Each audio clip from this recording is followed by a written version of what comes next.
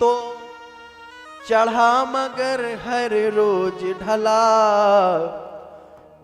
चढ़ने वाला सूरज भी तो चढ़ा मगर हर रोज ढला। इस दुनिया में भाग्य के आगे नहीं किसी का जोर चला। इस दुनिया में भाग्य के आगे नहीं किसी का जोर चला। राम सिया राम सिया राम सिया राम, राम सिया राम सिया राम सिया राम, राम सिया राम सिया राम सिया राम, राम सिया राम सिया राम सिया राम। चढ़ने वाला सूरज भी तो, चढ़ने वाला सूरज भी तो चढ़ा मगर हर रोज ढला, चढ़ा मगर हर रोज ढला। इस दुनिया में भाग्य के आगे नहीं किसी का जोर चला। राम सिया राम सिया राम सिया राम, राम सिया राम सिया राम सिया राम, राम सिया राम सिया राम सिया राम, राम सिया राम सिया राम सिया राम।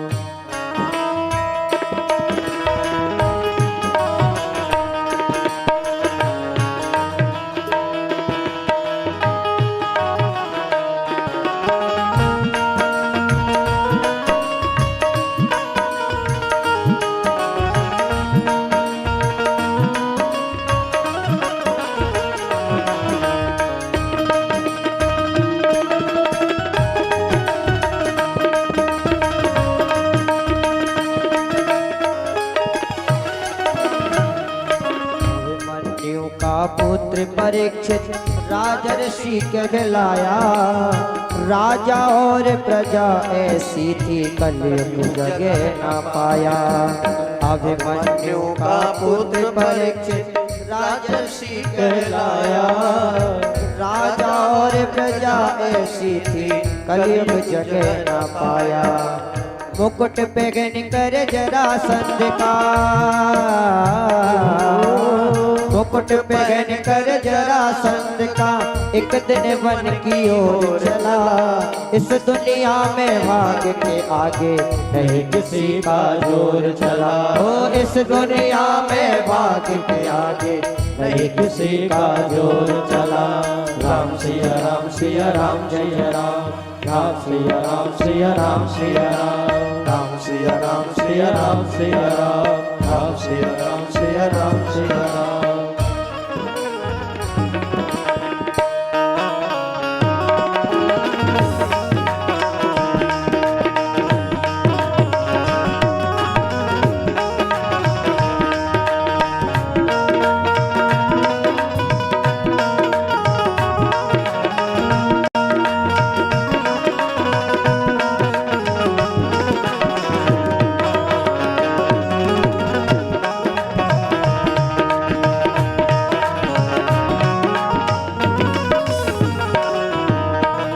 जरासंध का मुकुट पहनकर महाराज परीक्षित जी वन की ओर चले और वहां पर शमीक मुनि जो बैठे हुए थे उनसे एक अपराध कर लिया।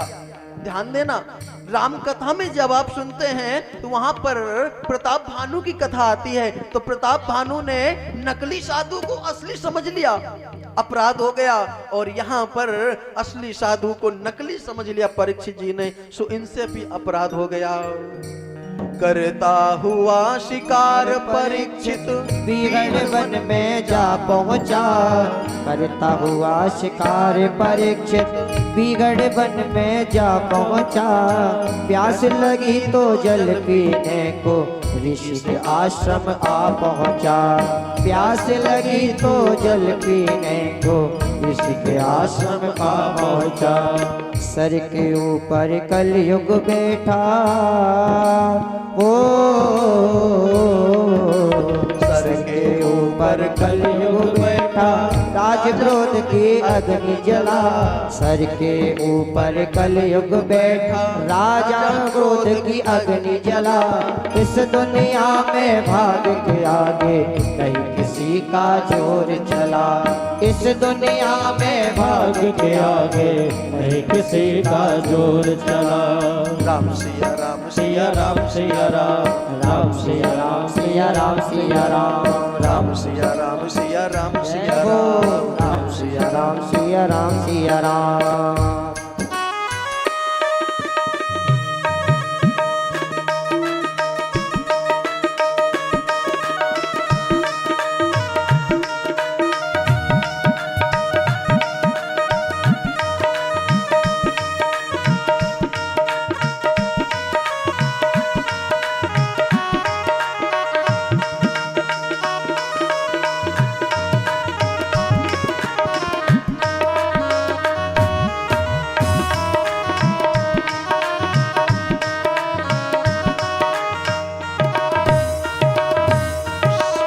शमीक मुनि के आश्रम में जब पहुंचे, प्यास लगी। शमीक जी तो तपस्या में बैठे थे, सो नहीं उठे। तो इन्होंने एक मरा हुआ सर्प देखा, सर्प को ऋषि के गले में डाल दिया और वहां से वापस आ गए।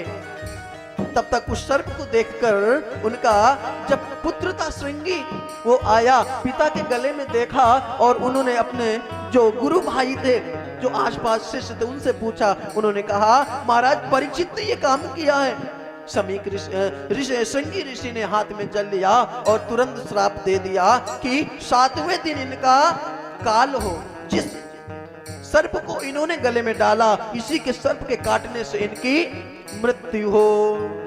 मरा हुआ एक सर्प उठाया, ऋषि के गले में डाल दिया। मरा हुआ एक सर्प उठाया, ऋषि के गले में डाल दिया।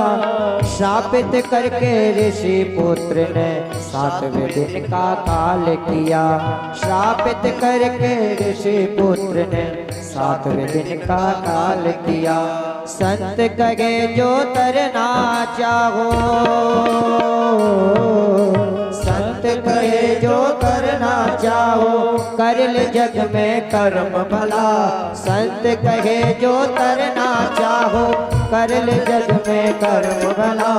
इस दुनिया में भाग्य के आगे नहीं किसी का जोर चला। इस दुनिया में भाग्य के आगे नहीं किसी का जोर चला।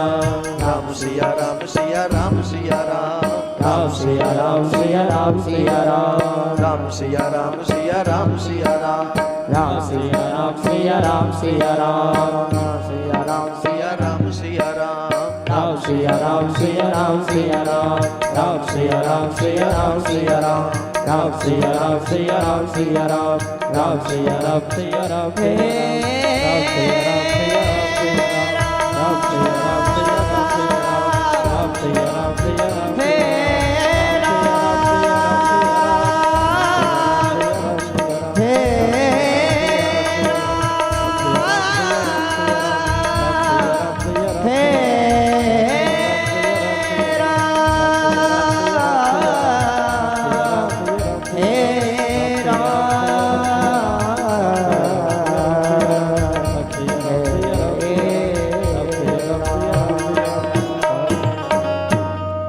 भक्तवत्सल भगवान की